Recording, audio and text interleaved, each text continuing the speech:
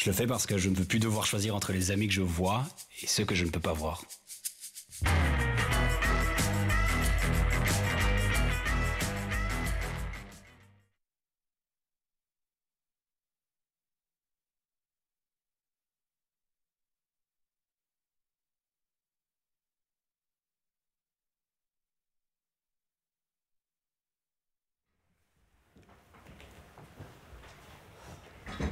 Goedemorgen iedereen, bonjour à tous et toutes. Nous accueillons aujourd'hui, comme vous le voyez, deux nouvelles têtes. Ici, pour cette conférence de presse, nous avons Monsieur Pedro Facon et le professeur Herman Goossens qui vont nous parler un petit peu de testing aujourd'hui. Dus we verwelkomen vandaag professor Herman Goossens en meneer Pedro Facon die over testing komen spreken. Maar eerst brengen naar goede gewoonte meneer Van Gucht en dokter Van Latem een update van de cijfers. Steven?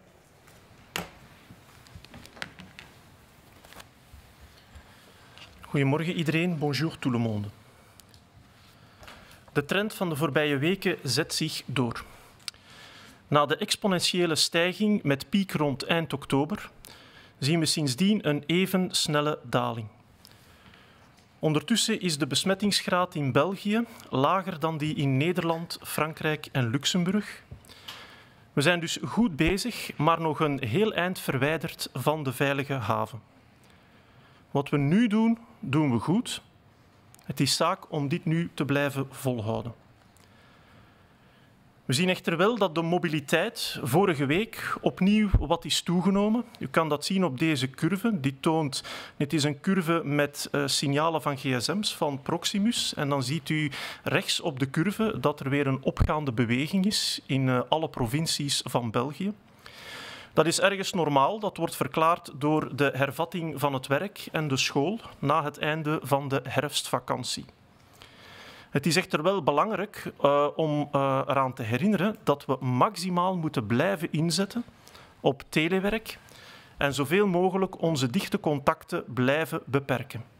Alleen zo kunnen we de huidige daling laten verder zetten. De afgelopen week werden er gemiddeld 3142 nieuwe gevallen per dag vastgesteld. Dat komt overeen met een daling van 35% op weekbasis.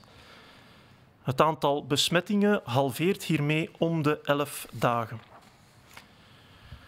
Na een korte periode van vertraging lijkt de daling ondertussen dus weer iets te versnellen. De impact van de nieuwe teststrategie is daarbij nog niet zichtbaar in deze cijfers. We verwachten dat dit pas vanaf vrijdag een mogelijke impact kan hebben. De daling van de cijfers doet zich momenteel voor bij alle leeftijdsgroepen, maar is weliswaar minder uitgesproken bij kinderen en tieners. Ruim de helft van de besmettingen doet zich voor bij de 20 tot 60-jarigen. En de 80-plussers zijn momenteel verantwoordelijk voor zo'n 15% van alle geregistreerde besmettingen. Dit is te wijten aan de vele besmettingen en uitbraken in woonzorgcentra. De weekgemiddelde dalen van -18% in Antwerpen tot -48% in Waals-Brabant. We zien het hoogste aantal besmettingen nog steeds in Henegouwen, met 475 nieuwe besmettingen per dag. Nog geen maand geleden lag dit 6 keer hoger. Antwerpen en Oost-Vlaanderen staan momenteel op plaats 2 en 3 voor wat betreft het aantal nieuwe besmettingen. De nieuwe ziekenhuisopnames gaan ook verder in dalende lijn en dit in alle provincies. Gemiddeld werden er de afgelopen week 282 nieuwe COVID-patiënten opgenomen in de ziekenhuizen. En dat is een daling van 31% op weekbasis. De daling van de ziekenhuisopnames houdt dus aan een constant tempo. Er liggen nu 4.823 patiënten met COVID in de ziekenhuizen, waarvan 1.106 op intensieve zorgen. Hiermee neemt de druk op de ziekenhuizen geleidelijk aan af, maar blijft weliswaar nog steeds erg hoog. De overlijdens tenslotte gaan verder in dalende lijn en liggen nu opnieuw 15% lager dan de week ervoor. Gemiddeld gezien vielen er de afgelopen week elke dag 162 overlijdens per dag te betreuren. Dank u voor uw aandacht.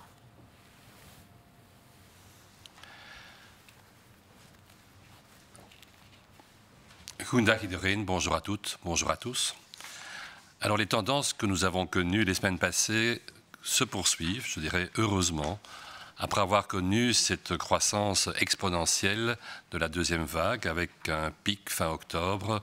Nous constatons maintenant une diminution rapide et persistante des chiffres. La Belgique actuellement se trouve avec des résultats qui sont moins dramatiques ou moins importants que ceux de pays comme les Pays-Bas ou la France par exemple, ou certainement comme le Luxembourg qui est en tête du classement européen. Il est encore trop tôt cependant pour baisser les bras, nous sommes encore à des valeurs extrêmement importantes de contamination et d'hospitalisation et donc ce n'est qu'en maintenant l'effort qui est en cours actuellement que nous parviendrons à obtenir ce que nous souhaitons, c'est-à-dire une baisse drastique du nombre d'infections et un soulagement de la charge sur le système hospitalier. Si on voit la diapositive qui vous est présentée, on se rend compte que la mobilité, et ceci est un indice de mobilité mesuré sur les contacts pris par des systèmes de téléphonie comme Proximus, que cette mobilité qui a fortement diminué avec le confinement s'est d'abord stabilisée et puis a repris très récemment, ce qui n'est pas illogique bien sûr, puisqu'après les vacances de Toussaint, il y a eu la reprise de l'école et d'un certain nombre d'activités économiques au niveau du travail. Il est clair que ceci ne doit pas continuer à augmenter puisqu'on insiste sur l'importance de maintenir le maximum de télétravail pour diminuer les déplacements et les contacts. Il faut que cette mobilité maintenant se stabilise et qu'elle n'ait pas d'impact sur les chiffres de contamination puisqu'on sait qu'il y a un certain lien entre nos mobilités, nos contacts et le risque de transmission de la pathologie. Alors si on s'intéresse aux chiffres que vous voyez sur la diapositive, nous avons eu sur les 7 derniers jours une moyenne de 3142 nouveaux cas. Ceci correspond à une diminution de 35%, donc d'un gros tiers par rapport à la semaine qui a précédé. On a actuellement ainsi une diminution de 50% des contaminations tous les 11 jours. Comme on voit dans les petites barres bleues qui se trouvent en dessous, on a eu un moment, effectivement, un ralentissement. Mais heureusement, actuellement, la baisse s'accélère à nouveau un peu. On n'a pas encore sur ces chiffres un impact du changement de la manière de tester. La stratégie de testing vient de changer, comme vous le savez, il y a quelques jours. On ne s'attend pas à avoir un impact visible avant la fin de cette semaine. Alors, qui est-ce qui diminue? Eh bien, la baisse des chiffres, on l'a déjà dit, se présente actuellement globalement dans tous les groupes d'âge, même si elle est moins prononcée, c'est vrai, chez les enfants et les adolescents. La moitié des contaminations se passe sur la large tranche d'âge entre 20 et 60 ans. Les plus de 80 ans représentent encore 15% des infections, essentiellement basées sur les foyers qui existent dans les maisons de repos à travers le pays. Si on voit la carte de la Belgique, heureusement toujours en vert, on se rend compte que globalement parlant, dans les provinces wallonnes, on a une grosse quarantaine de pourcents de diminution, à peu près une vingtaine, trentaine de pourcents dans les provinces flamandes, moins 18% en l'occurrence dans la province d'Anvers, moins 48% dans le Brabant wallon. En chiffre absolu, nous avons toujours le plus de nouveaux cas au niveau du Hainaut, avec 475 nouveaux cas par jour. Mais remarquons que ceci n'est que 1/6 de ce qui avait atteint lors du pic le 29 octobre, où près de 3000 nouveaux cas avaient été diagnostiqués au Hainaut. Suivent la province d'Anvers et la Flandre orientale. Alors si on s'intéresse maintenant à ce qui se passe au niveau des hospitalisations, les hospitalisations continuent à diminuer dans toutes les provinces. La semaine dernière, nous avions en moyenne 282 nouveaux patients admis tous les jours, ce qui là aussi fait un tiers en moins, c'est 31% de diminution par rapport à la semaine précédente. Et cette diminution continue de la même manière que la diminution qu'on a pu constater, vous le voyez sur la diapositive, lors de la première vague et de sa phase descendante. Le rythme est donc bien constant et ne donne pas d'inquiétude à ce niveau-là actuellement. Ceci nous amène à avoir aujourd'hui 4 823 patients hospitalisés pour Covid dans notre pays, dont 1106 patients en soins intensifs. À peu près 3/4 des patients en soins intensifs nécessitent actuellement une assistance ventilatoire. C'est donc une claire diminution de pression sur les hôpitaux, mais vous voyez que nous sommes encore très très haut dans les courbes en question. Il y a peu de jours que nous avons dépassé le pic des courbes d'hospitalisation normale et en soins intensifs de la première vague. Et il est clair que la pression reste importante sur le système de santé, même si elle se relâche petit à petit. Si on examine maintenant sur cette dernière diapositive le nombre de décès, nous devons toujours déplorer actuellement en moyenne 162 décès par jour. C'est heureusement là aussi une courbe qui va en diminuant. Et en l'occurrence, nous avons une diminution plus lente de l'ordre de 15%. Merci pour votre attention. Merci, docteur. Monsieur Pedro Facon, bonjour. Vous allez nous toucher un mot sur la stratégie de testing. Goedemorgen.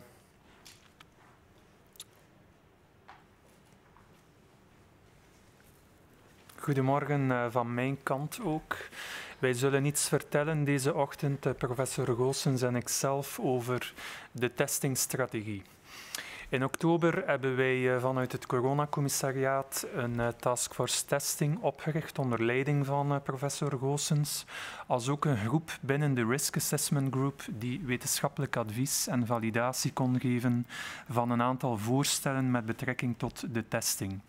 Belangrijk is dat die taskforce dat een interfederale groep is en dat alle overheden van dit land daarbij betrokken zijn, als ook vertegenwoordigers van het werkveld en uiteraard ook wetenschappelijke vertegenwoordigers. PCR-tests, en daarvan heeft u ook een aantal statistieken kunnen zien, blijven een heel belangrijk onderdeel van de teststrategie in ons land, maar we voegen ook nieuwe technieken toe, zoals sneltesten, antigeen, speekseltesten en dergelijke meer. En daarover wensen we iets meer te vertellen. PCR-testen blijven de gouden standaard in het testbeleid omdat zij de grootste betrouwbaarheid hebben. Maar omdat de wetenschappelijke evoluties ons nieuwe technieken aanleveren, kunnen we nu ook met die nieuwe technieken aan de slag gaan. Met name bij patiënten die symptomen vertonen, symptomatische patiënten zoals we het uitdrukken, zijn snelle antigeentests bijna zo betrouwbaar als de PCR-tests, op voorwaarde dat we die sneltests, die antigeentests, binnen de eerste 5 dagen na het optreden van de symptomen kunnen afnemen. Het is uiteraard ook belangrijk dat de testen goed worden afgenomen door geschoold personeel en in een geschikte omgeving die de veiligheid voor alle betrokkenen garandeert. Het Federaal Geneesmiddelenagentschap maakt ook een lijst van die testen die het meest betrouwbaar zijn en die we dus kunnen gebruiken in de Belgische context. Bij een sterk vermoeden van COVID-19-besmetting en wanneer er toch een negatieve antigeentest wordt afgenomen of bij kwetsbare personen, nemen we toch nog altijd een PCR-test af voor alle zekerheid.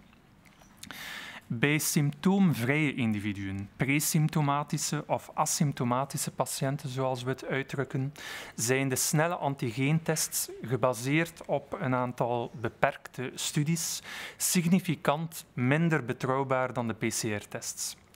Ze kunnen evenwel een plaats hebben in het kader van collectiviteiten, bedrijven bijvoorbeeld, met een laag risico. Dus niet woonzorgcentra en dergelijke meer, maar collectiviteiten met een laag risico. Omdat in die collectiviteiten de viruscirculatie hoger is, dus dat er een hogere prevalentie is, kunnen ze worden gebruikt, de antigeentesten, als een aanvulling op de PCR-tests van de hoge risicocontacten. Hun nut zal groter zijn voor een breder clusteronderzoek bij mensen die asymptomatisch blijven met een hoge virale belasting en die dus besmettelijk zijn. Naast de antigeentesten zien we ook de speekseltesten opduiken en die zullen veelbelovend zijn voor herhalingstests, voor repetitieve tests, omdat het speeksel door de personen zelf kan worden verzameld en dat heeft ook voordelen, omdat we op die manier geen gezondheidspersoneel en ook geen beschermingsmiddelen moeten inzetten en het is ook meer geschikt voor kinderen. Wat zelftesten betreft willen we aangeven dat dit op dit moment in België wettelijk nog niet toegelaten is, maar we onderzoeken wel op welke manier op termijn de zelftesten ook een plaats kunnen krijgen in de teststrategie, maar dat is op dit moment dus niet het geval. Tot slot zijn er ook een aantal andere testmethoden, onder andere de inzet van speurhonden, ademhalingstesten en dergelijke meer. En daarvoor lopen momenteel een aantal wetenschappelijke onderzoeken en pilootprojecten. We hebben samen met alle overheden een aantal afspraken gemaakt waar we de antigeentesten en de speekseltesten, waarover ik heb gesproken, prioritair zullen inzetten. Het is belangrijk om verder aan te geven dat de deelstaten ook een aantal eigen specifieke proefprojecten opstarten en die resultaten, de resultaten van die projecten, zullen ons helpen om de teststrategie te kunnen bijsturen en verder te verbeteren. We zullen daarom ook maandelijks onze teststrategie en de wijze waarop we alle technieken inzetten, die zullen we maandelijks evalueren en bijsturen waar nodig. Bonjour.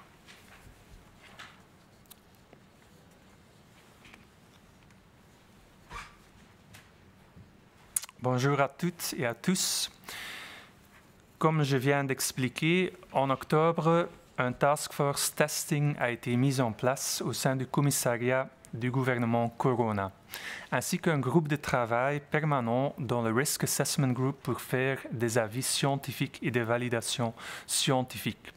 Le but est de faire évoluer la politique de testing de manière interfédérale. Donc ça veut dire que tous les gouvernements, toutes les entités de notre pays sont concernées dans ce task force afin d'avoir une vraie stratégie commune dans notre pays. Il est important de souligner qu'aussi le terrain, avec par exemple les médecins généralistes, sont impliqués dans nos activités, ainsi que les scientifiques, bien sûr. Notre stratégie de testing jusqu'aujourd'hui a été toujours mise complètement sur la technique du PCR. Et les tests PCR restent bien sûr une composante importante, mais ils ne sont plus le seul élément dans la nouvelle stratégie de test.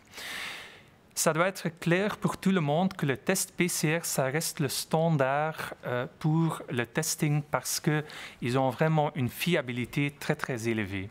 Mais donc, on voit maintenant, sur base des études scientifiques qui ont été réalisées, que chez les patients présentant des symptômes, donc des patients symptomatiques, les tests antigéniques rapides sont aussi fiables, sont presque aussi fiables que les tests PCR s'ils sont réalisés dans les 5 premiers jours suivant l'apparition des symptômes. Donc, ils doivent aussi être réalisés, comme c'est le cas aussi pour le PCR, par du personnel formé et dans un environnement adéquat afin de garantir la fiabilité des testings et aussi des résultats du test. La liste des tests antigéniques rapides qui sont fiables est publiée et communiquée via le site de l'Agence des médicaments. En cas de forte suspicion de COVID-19 et quand le test antigénique donne un résultat négatif, on continue quand même à faire un test PCR pour être sûr qu'on ne rate pas certains cas. Chez les personnes qui ne présentent pas de symptômes, donc les patients présymptomatiques ou les patients asymptomatiques, les tests antigéniques rapides basés sur un nombre limité d'études sont nettement moins fiables que les tests PCR. Cependant, les tests rapides antigéniques peuvent avoir une place pour des épidémies dans des collectivités à bas risque, par exemple des entreprises, pas des maisons de repos, Parce que la circulation du virus y est plus importante, donc une prévalence élevée, ils peuvent être utilisés en complément avec le testing par PCR des contacts à haut risque. Leur utilité sera davantage plus importante pour un examen plus large du cluster chez les personnes qui restent asymptomatiques avec une charge virale élevée et qui sont donc contagieuses. À côté des tests antigéniques rapides, on regarde aussi les tests saliva. Les échantillons de salive sur PCR sont aussi prometteurs pour des tests répétés parce que la salive peut être prélevée par les individus eux-mêmes et donc sans l'intervention du personnel de soins et aussi sans l'utilisation d'équipements de protection. Donc ça donne quand même quelques avantages. Et en plus, ces tests saliva sont plus aptes aussi pour nos enfants. En ce qui concerne les autotests, pour le moment, ces tests ne sont pas autorisés par la loi en Belgique, mais on regarde comment on peut à terme aussi les inclure, si la fiabilité est bonne, dans notre stratégie de testing. Donc notre stratégie de testing dans laquelle on inclut maintenant les tests rapides antigéniques et les tests saliva va continuer à évoluer selon les derniers résultats scientifiques. On regarde en plus aussi d'autres méthodes de tests, par exemple l'utilisation de chiens pisteurs, des tests respiratoires, etc. Et on fait aussi des projets pilotes là-dessus. Je veux répéter que cette stratégie commune, c'est une stratégie commune avec toutes les entités de notre pays. Toutefois, les entités fédérées vont aussi mener quelques projets pilotes spécifiques et les résultats de ces projets pilotes pourront nous aider aussi pour faire évoluer cette stratégie de testing qui sera actualisée chaque mois. Bedankt, meneer Facon. U heeft het woord, professor Goossens. Goedemiddag.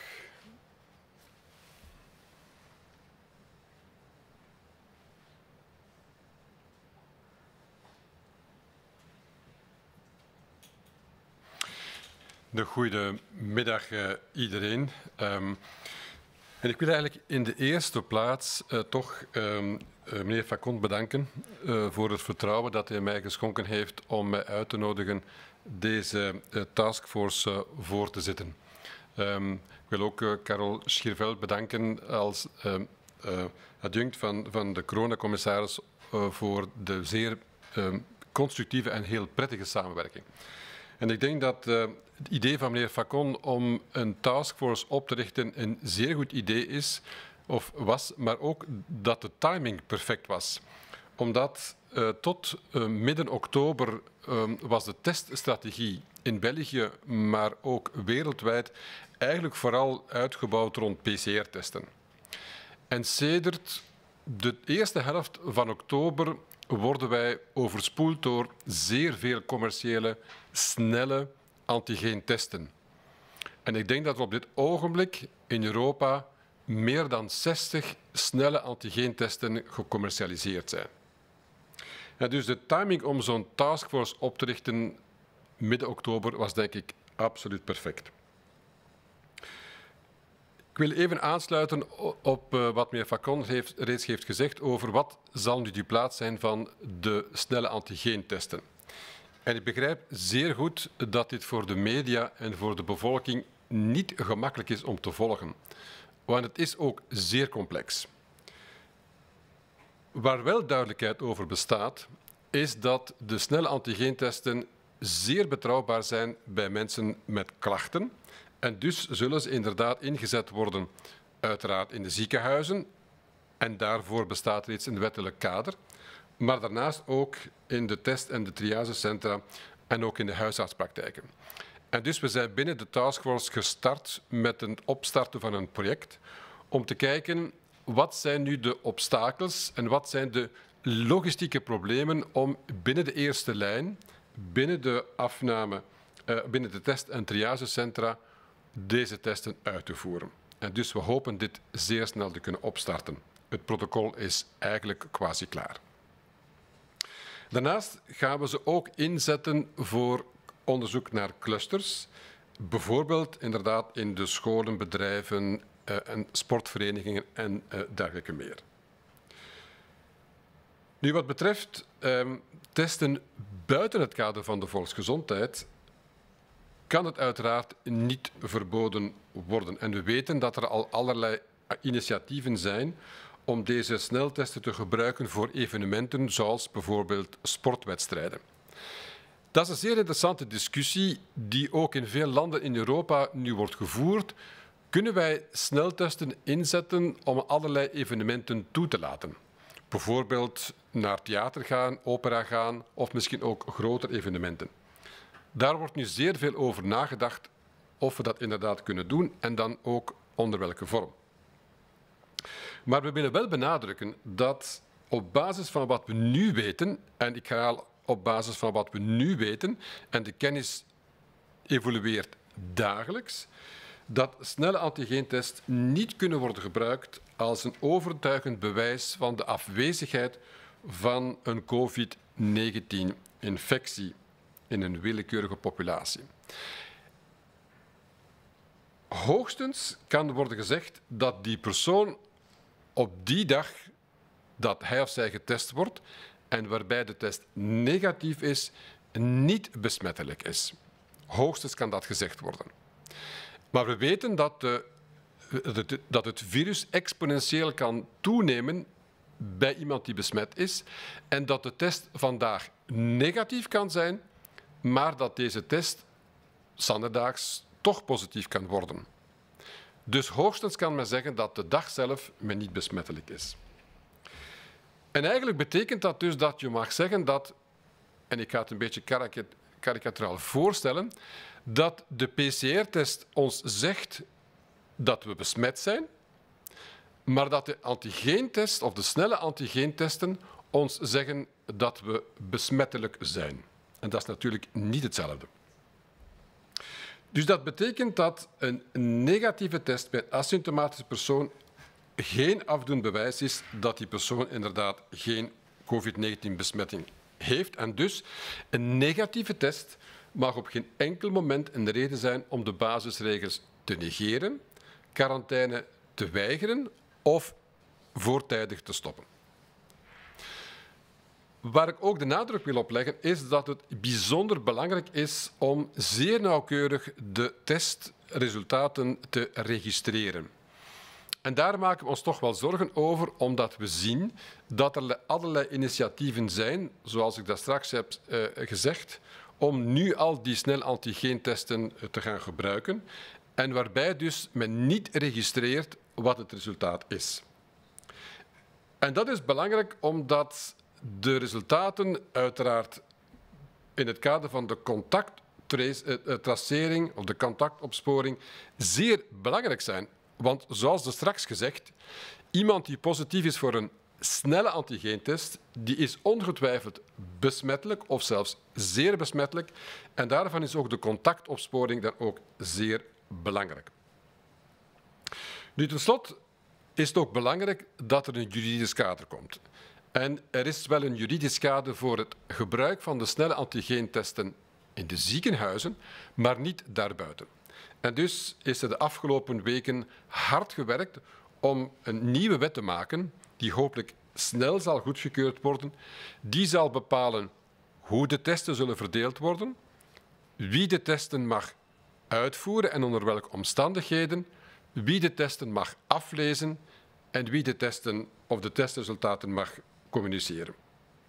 En dus, gezien het feit dat de kennis voortdurend verandert, zal er ook maandelijks herbekeken worden of de teststrategie moet bijgestuurd worden. En ik verontschuldig mij reeds op voorhand als er eventueel verwarring zou zijn. Maar het is nu eenmaal zo dat dit heel snel evolueert, de kennis heel snel evolueert en dus dat we de strategie ook zullen moeten bijsturen. En waar we nu heel veel discussies over hebben, is het repetitief testen. Wat bedoel ik daarmee? Daar bedoel ik mee dat je dus mensen regelmatig zou kunnen testen, bijvoorbeeld met de snelle antigeentesten, bijvoorbeeld 2 keer per week. En dat kan je ofwel universeel doen, zoals in Slowakije, of zoals men denkt te doen in Oostenrijk, of zoals in Liverpool. Ofwel kan je dat zeer gericht doen, bijvoorbeeld de kritische functies in essentiële delen van het bedrijf zou je repetitief kunnen testen. Daar zijn we nu aan het nadenken over hoe we dat gaan doen, samen met collega's in Nederland en in Frankrijk, die ook deel uitmaken van wetenschappelijke comité's, die respectievelijk de Nederlandse en de Franse regering adviseren. Bonjour à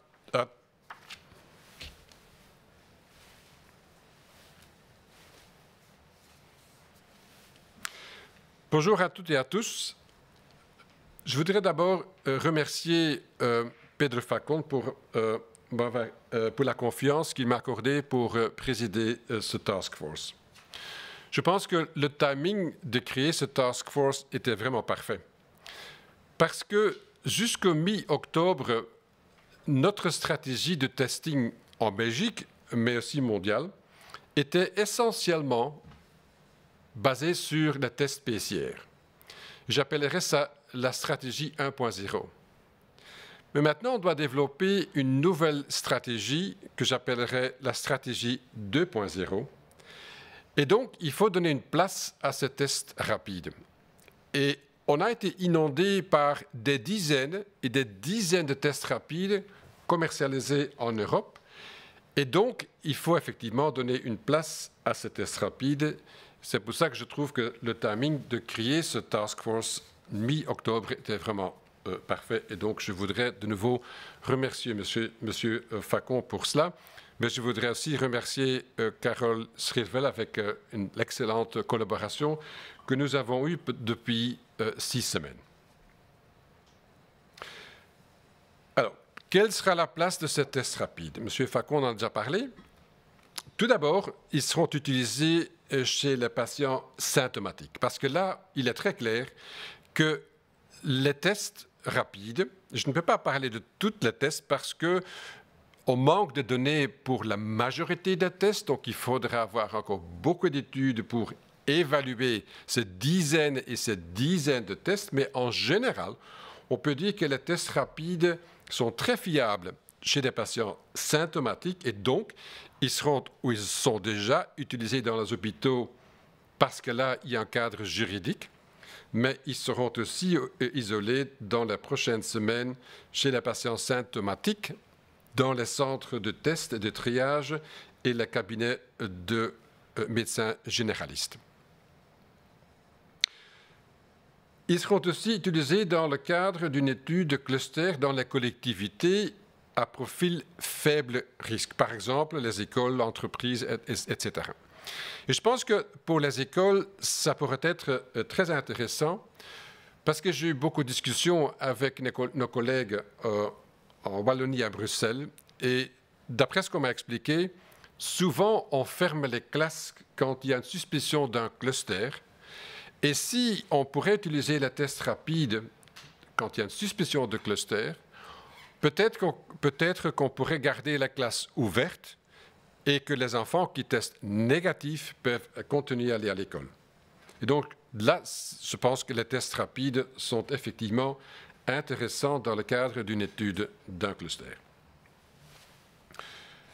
Les tests en dehors du cadre de la santé publique, par exemple en dehors des indications de tests tels que publiés par Sciensano, ne peuvent être interdits. Et on sait que des initiatives ont déjà été lancées pour utiliser des tests rapides pour l'organisation d'événements, par exemple, tels que des compétitions sportives. Mais nous tenons quand même à souligner que sur la base des connaissances actuelles, et de nouveau, ça pourrait très bien changer, parce qu'il y a de plus en plus d'études maintenant sur les tests rapides, mais sur base de nos connaissances scientifiques actuelles, les tests antigéniques rapides ne peuvent pas être utilisés comme preuve concluante de l'absence d'une infection Covid-19.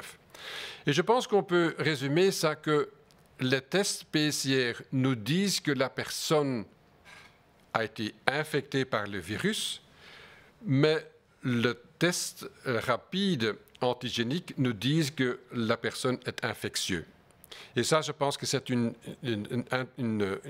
distinction importante entre l'importance ou la signification d'un test PCR positif versus la signification d'un test rapide antigénique positif. Tout au plus peut-on dire que le jour d'un test négatif, cette personne pourrait effectivement ne pas être contagieuse. Mais on sait aussi qu'il peut y avoir une croissance exponentielle du virus dans les voies respiratoires supérieures. Et donc, on peut très bien être infecté, comme démontré par le test PCR, mais négatif avec un test antigénique, un test rapide antigénique. Et le lendemain, on peut devenir positif avec le test rapide antigénique parce qu'il peut y avoir effectivement une croissance exponentielle de ce virus dans les voies respiratoires supérieures. Donc, cela signifie qu'un test négatif chez une personne asymptomatique n'est pas une preuve concluante que cette personne n'a pas de contamination COVID-19. Et donc, ça veut dire qu'à aucun moment, ce test négatif ne peut être une raison de ne pas respecter les règles de base et de refuser la quarantaine ou d'en sortir prématurément. Finalement, l'enregistrement précis des résultats de tests est vraiment une condition minimale et nécessaire pour introduire ce test rapide antigénique. Et là, nous avons quand même des soucis, parce qu'on sait qu'en Belgique, il y a déjà une introduction de ces tests rapides antigéniques sans qu'il y ait un enregistrement de ces données. Et ça, c'est quand même dommage, parce qu'il est essentiel qu'on regarde, qu'on fait du contact tracing chez les contacts de quelqu'un qui teste positif avec le test rapide antigénique.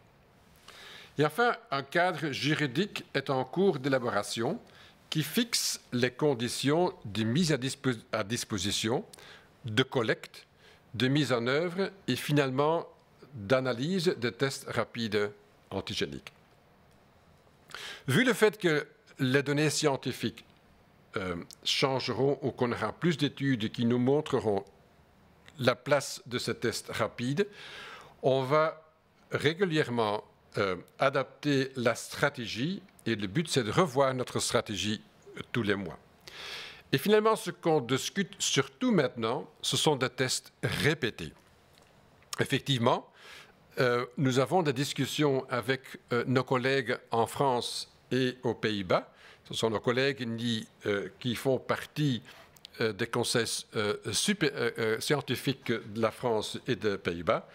Et c'est avec eux qu'on discute maintenant quelles seront les différentes possibilités de faire des tests répétés. Par exemple, on pourrait faire des tests universels, comme ça a été le cas en Slovaquie, ou on peut faire des tests répétés chez des personnes qui ont une fonction critique dans le secteur essentiel de l'industrie. Et donc, on est en train de discuter comment est-ce qu'on peut faire ces tests rapides ou les tests salivaires par PCR chez ces différentes fonctions ou dans la population plus large. Je vous remercie. Merci, professeur. Je pense que nous avons reçu une question de la presse. L'effet de la réouverture des écoles il y a 10 jours est-il déjà visible dans les chiffres? Alors nous avons signalé il y a quelques jours, et nous l'avons encore dit aujourd'hui, il y a depuis quelque temps une diminution un ralentissement plutôt dans la diminution du nombre de nouveaux cas chez les enfants de moins de 20 ans. Cette diminution ne s'observe plus vraiment ces jours-ci. Donc on a une nouvelle amélioration dans la pente des nouveaux cas chez les enfants. En tout cas, ces chiffres et ces observations ne peuvent pas s'appliquer à ce qui est la réintroduction des enfants au niveau des écoles primaires et gardiennes, puisque, comme on le sait, ceci a eu lieu à partir de lundi de la semaine passée. Et le temps d'avoir un réel impact sur les chiffres, on ne s'attend pas à avoir des informations avant, au mieux, la fin de cette semaine-ci et probablement la semaine prochaine.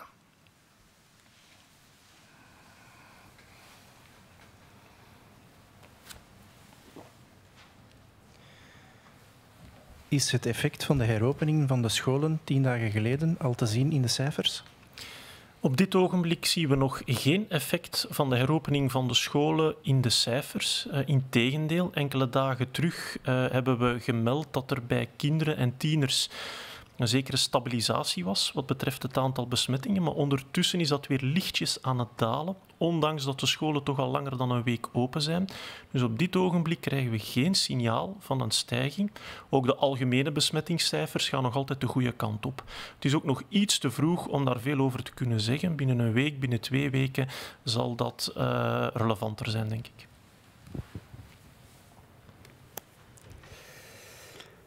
Merci beaucoup aux différents interlocuteurs du jour.